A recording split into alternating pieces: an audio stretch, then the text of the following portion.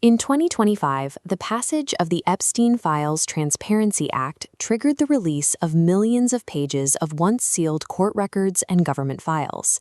Almost overnight, the internet was flooded with new data, and public attention zeroed in on two of the most prominent names mentioned in the disclosures, Donald and Melania Trump. But a document dump of this size creates an information vacuum. Real legal files quickly became tangled with digitally manipulated images and viral rumors, making it difficult to discern documented evidence from internet fabrication. Understanding the actual connections between the Trumps and Jeffrey Epstein requires a precise accounting of the available data, separated into three distinct categories: verified facts, unverified claims, and formal denials. We start with Tier 1 evidence, the undeniable public records. The earliest confirmed connection comes directly from publicly released flight logs. Looking at this timeline, mapping out the flight data, you can see that Donald Trump traveled on Epstein's private aircraft at least 7 or 8 times between 1993 and 1997. There is also clear photographic evidence of their social overlap. At a February 2000 event at the Mar-a-Lago Club, cameras captured Donald Trump and then Melania Naus posing alongside Ghislaine Maxwell. In a 2026 White House address, Melania Trump acknowledged this interaction, explaining that they were occasionally invited to the same parties because they ran in overlapping elite social circles in New York and Palm Beach. This Tier 1 evidence firmly establishes a baseline of physical proximity and historical overlap between the Trumps and Epstein's inner circle, long before the newly declassified claims came to light. Moving into Tier 2 evidence, we find the records released by the Department of Justice in 2026. These files expand on that known travel history with new details.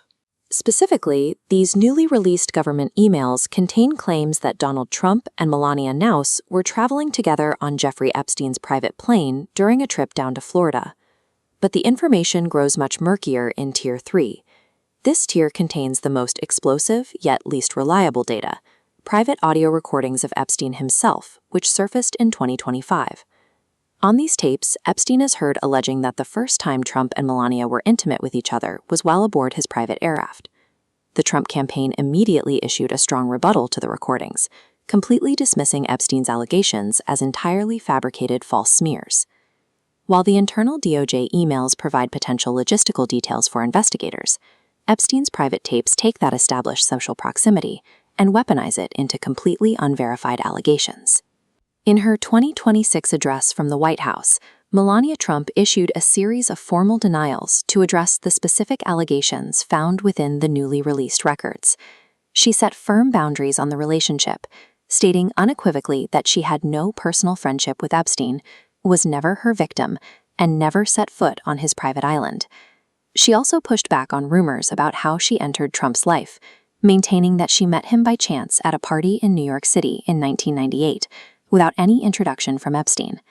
Alongside her statements, independent fact-checkers have stepped in to clear the digital noise.